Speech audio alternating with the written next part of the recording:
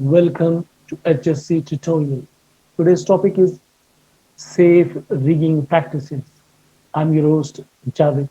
Please don't be confused with the word rigging because nowadays on every forum there is discussion about rigging, and this discussion is about the rigging in the general elections in 2018. But my training presentation is related to the safe rigging practices that is required while someone is engaged in the lifting procedure, in the lifting activities and lifting operations. You are watching Safety First. If you are new on this channel, kindly subscribe the channel. Let us look what is rigging. Rigging in construction can mean two different things. The term rigging can refer to the act of setting equipment and materials up to be lifted, and it can also be the term used to define the apparatus by which something is lifted. Rigging is used on most construction sites to move and place materials, and the rigging process can be customized according to the needs of each site. Equipment used for construction site rigging can include a vast variety of gears, including shackles, chains, slings, anchors, spreader bars, and much more. In any operation that involves a crane or a hoist to lift materials, rigging equipment is used to secure the load and attach it to the crane. Rigging comprises the system of ropes, cables, and chains, which supports a sailing ship or sailing boat's mast. In the 19th century, this term was introduced, and that was totally related to the sailing boats and ships. You can easily see the cables and ropes. Those are rigged to the mast from top to bottom. Let us discuss the types of slings. Those are used for rigging. Slings are generally one of six types. Number one, chain slings. Number two, wire rope slings. Number three, metal mesh slings. Number four, natural fiber rope slings. Number five, synthetic fiber rope slings. And number six, synthetic web sling. In general, use and inspection procedures tend to place these slings into three groups: chain, wire rope and mesh, and fiber rope web. Each type has its own particular advantages and disadvantages. Factors that should be taken into consideration when choosing the best sling for the job include the size, weight, shape, temperature, and sensitivity of the material to be moved, as well as the environmental conditions under which the sling will be used. Dear friends and fellows, for lifting, for using different types of slings with cranes, you need a job site. Let us discuss the job site considerations. The handling, setting, and erection of materials and equipment is a hazardous occupation.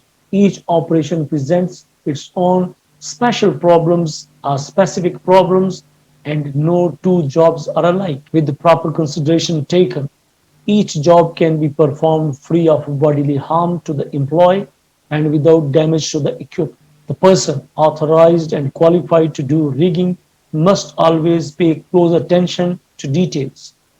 One careless movement or act can result in serious injury or death and tremendous property damage. Proper rigging is an art and should never be left to the inexperienced. If you don't know how to do it properly, then don't attempt it. Persons performing rigging tasks usually already have two strikes against them when they start. Number one, unfavorable job conditions. And number two, job schedule to meet. The most important thing for safe rigging practices is the selection of rigging gear, rigging accessories, or rigging material. Very rarely does the average worker on a construction site get the opportunity to actually pick the rigging. It is normally purchased by a supervisor, the company purchasing department, or it is sent out from another project.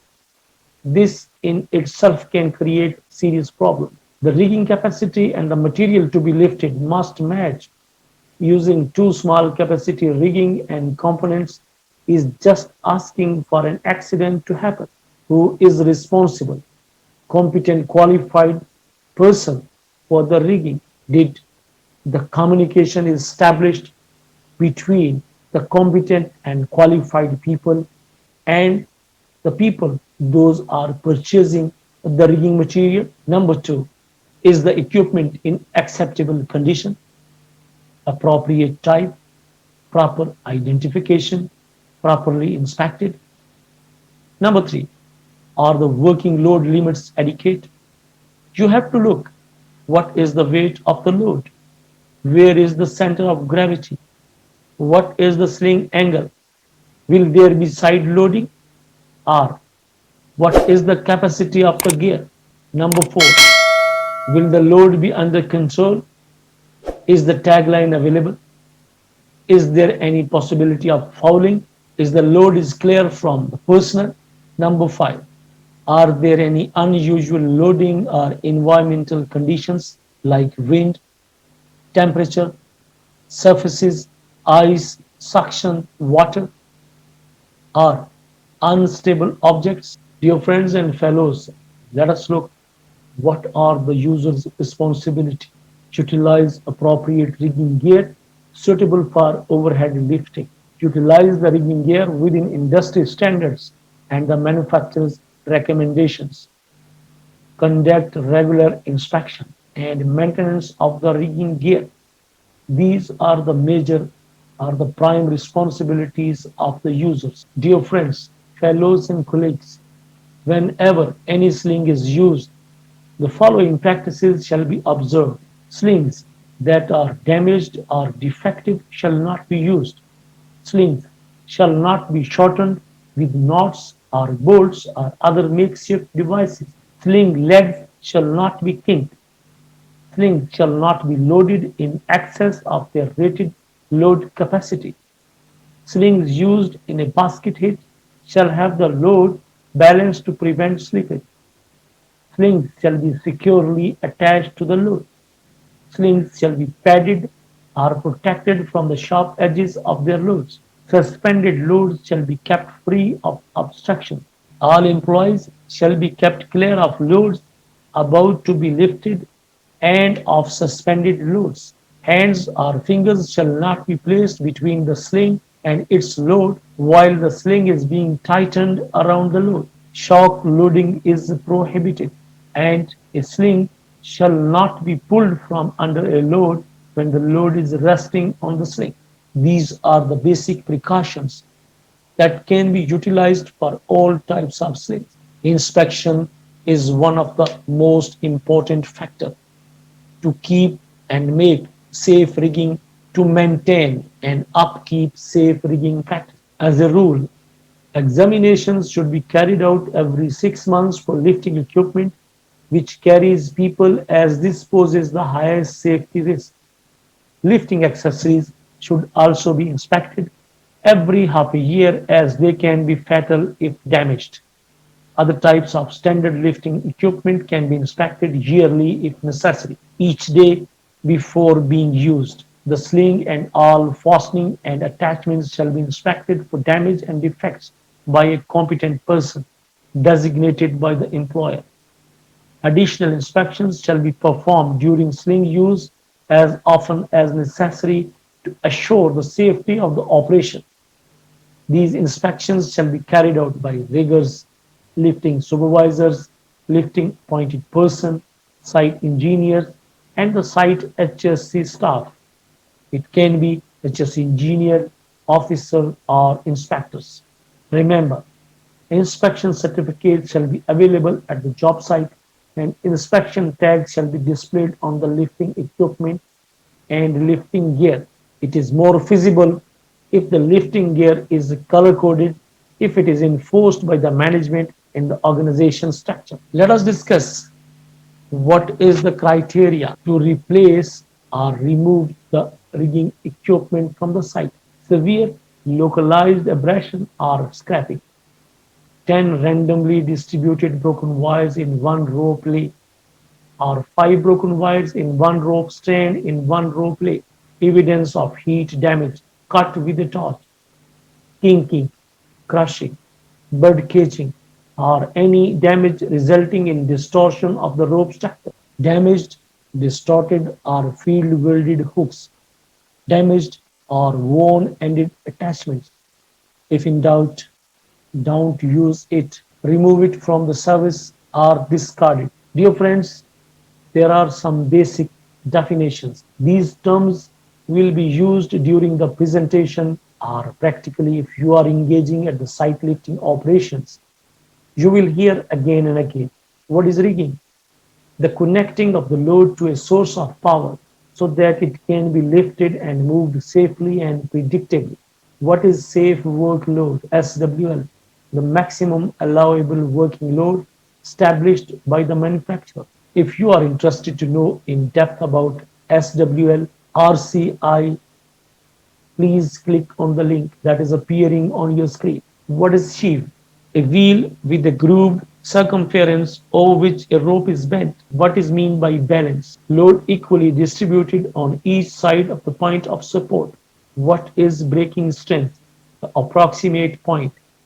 When under maximum load, the load handling device fails. What is bridle sling? A sling composed of multiple legs gathered in a fitting that goes over the lifting hook. There are three common hitches: basket, choker, and vertical. Let us discuss one by one. Basket. What is basket hitch? Loading with the sling passed under the load and both ends of the hook are a single master link. This is the example of basket hitch. With this way, sling of 1 ton shall be able to lift 2 tons. This is choker hitch. Loading with the sling passed through one eye and suspended by the other. This one is vertical hitch. Loading with the load suspended vertically on a single part or leg of the sling. These are the most common hitches. Every rigger, he must be able to know the difference between basket hitch, choker hitch, and vertical hitch, and how it affects the capacity of the load. What is master link? A steel link or ring used to support all legs of a chain or wire rope sling. This is the shape of master link.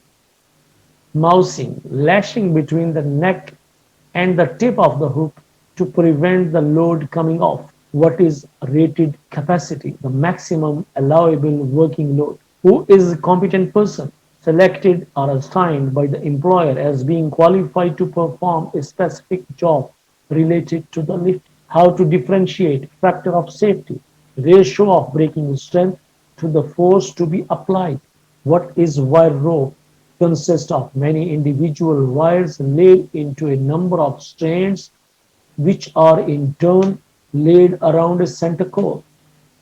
So this is the center core and these are strands and this is wire and completely this is wire rope and inside small this is a core. So this is a wire rope, that is one type of the slings. Let us understand what are safety factors to guard against failure of a wire rope in service. The actual load on the rope should only be a fraction of the breaking strength. The safety factor includes reduced capacity of the rope below its stated breaking strength due to wear, fatigue, corrosion, abuse, and variation in size and quality. Dear friends, a small overview about the wire rope capacities. Sling capacity decreases as the angle increases. A sling capable of lifting 1,000 pounds in a 30-degree vertical basket hitch can only lift 866 pounds at a 30-degree angle, 707 pounds at a 45-degree angle, and 500 pounds at a 60-degree angle. So this is the ratio, this is the difference. Dear friends and fellows, let us look what are the types of wire rope slings. Single part slings. The most commonly used type of wire rope sling is single part sling. In other types, socketed rope assemblies, braided rope slings, galvanized cable laid slings, and stainless steel slings. These are the different types of wire rope slings. If a sling is in this condition, so this is a bird cage damage. If the wire rope sling is damaged in this way, so this is the sign of kink in the wire rope. Let us look how many types of web slings. You can see there are different colors and there are different sizes of the web slings, and these are of different types as well. Type EF, type REF, type OES, type ES, type ED, and type OED. Dear friends and fellows, this is the types of webbing slings, and against the type there is working load limit chart. But important thing is the webbing slings are marked with different colors, but this color coding have some important and specific meaning. Violet up to 1 ton, green webbing sling up to 2 tons, yellow webbing sling up to 3 tons, gray webbing sling up to 4 tons, red webbing sling up to 5 tons, brown webbing sling up to 6 tons, blue webbing sling up to 8 tons, and orange webbing sling have two types, and it can carry up to 10 or 12 tons of load. You have to consider the different angles, the type of hitch, and as per the specified table, you can easily understand how the load is decreasing or increasing. I will make a separate video that you should understand how you can calculate the capacity of the load as per the angle, as per the lift. What is the formula? What are the calculations and the equations? We have discussed already chain slings, web slings, and now we are going to disclose and discuss synthetic slings. They have also different types. Type 1, 2, 3, 4, 5, and 6. Once we are going to use synthetic slings, we must understand that the sling capacity varies from manufacturer to manufacturer. No set standard like wire rope has. User must look at individual sling capacity tag to determine safe lifting capacity of that sling. This is the difference. If the tag is not readable or is missing, don't use it. Inspect sling before each day's use and as often as necessary during the day to assure safety of the sling. Sharp edges can slice a sling in two without warning as the load is tension. Use softeners or padding on corners to avoid damage or cut through the synthetic sling. Let us discuss the advantages of synthetic slings. The most commonly used synthetic web slings are made of nylon, dacron, and polyester. They have the following properties. Strength can handle load up to 300,000 pounds. Convenience can conform to any shape. Safety will adjust to the load control and hold it with the tight non-slip grip. Load protection will not mar, deface, or scratch highly polished or delicate surfaces. Long life are unaffected by mildew, rot, or bacteria, resist some chemical action, and have excellent abrasion resistance. Economical, have low initial cost plus long service life. Shock absorbency can absorb heavy shocks without damage. Temperature resistance are unaffected by temperature up to 180 degrees Fahrenheit. So the synthetic webbing slings have advantages over other slings. It have good strength. It is convenient to use. It is safe. It protects the load. It has long life. It is economical. It has good quality of shock absorbency. It can absorb heavy shock. and it has greater resistance against high temperature. What might be the possible defects in synthetic webbing slings? If there is acid or caustic burns, melting or charring of any part of the surface, snags, punctures, tears or cuts, broken or worn stitches, wear or elongation exceeding the amount recommended by the manufacturer, or distortion of fittings, you have to remove that synthetic sling from the service without any further delay. Dear friends and fellows, while using chain slings, you must know that only grade 8 or better alloy chain can be used for overhead lifting purposes. All chain is not rated the same.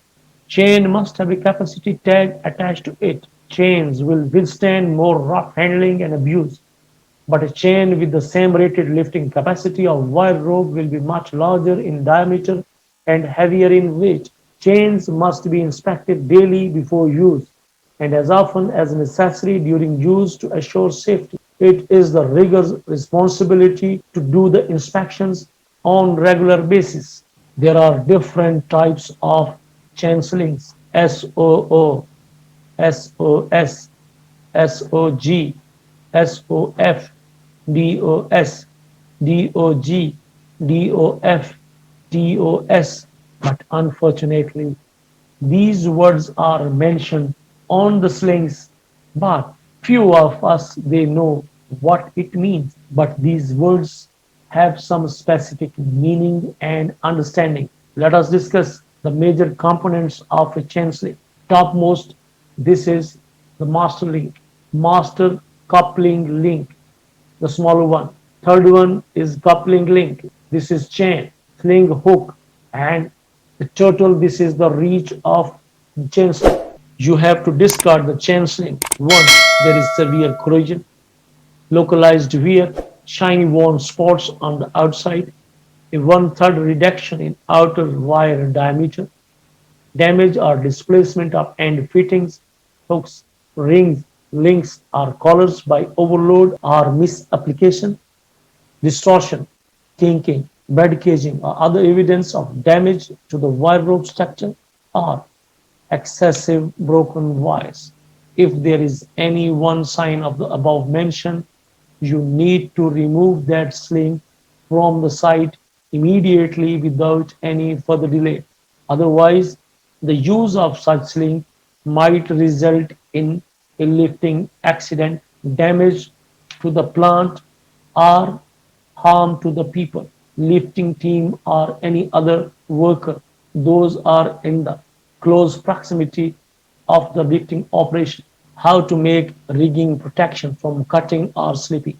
Softeners, padding, or by using the blocks. These are the examples. In this way, we can avoid damage to the rigging accessories. One most important thing is, once you are going to use the webbing slings, you are a rigger. Never put the rings on your fingers or watches while you are engaged in rigging or lifting operation. Let us discuss how to protect rigging equipment from damage or from environment. Remember, rigging components are expensive to buy and to replace. Use them properly and store them properly. Keep wire rope slings lubricated and all rigging stored out of the weather. Treat the rigging as though your life depended on it, because it does if it fails. Don't use makeshift rigging or attempt to repair any rigging components. Remember, knots tied in rigging reduces the strength by 50% or more. Make sure that the load is not lagged, clamped, or bolted to the floor. Guard against shock loading by taking up the slack in the sling slowly. Apply power cautiously so as to prevent jerking at the beginning of the lift, and accelerate or decelerate slowly. Check the tension on the sling. Raise the load a few inches. Stop and check for proper balance and that all items are clear of the path of travel. Never allow anyone to ride on the hood or load. Keep all personnel clear while the load is being raised, moved, or lowered. Crane or hoist operator should watch the load at all times when it is in motion. Dear friends and fellows, you are watching Safety First, and today's topic is safe rigging practices. If still you are not the part of Safety First, kindly subscribe the channel. Let us continue to discuss the lifting techniques that are common to all slings. Finally, obey the following navels. Never allow more than one person to control a lift or give signals to a crane or a hoist operator except to warn of a hazardous situation.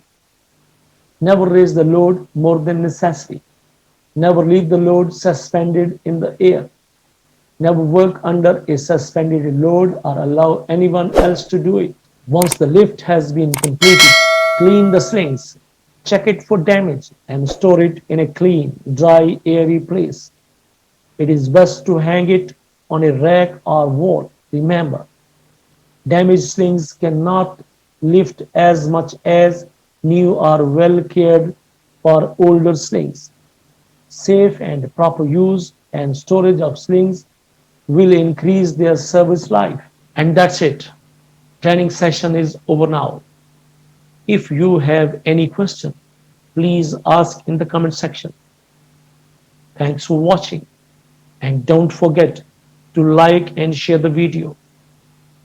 Hope to see you soon with the new HSC tutorial. Till then, take care. Good luck and Allah Hafiz.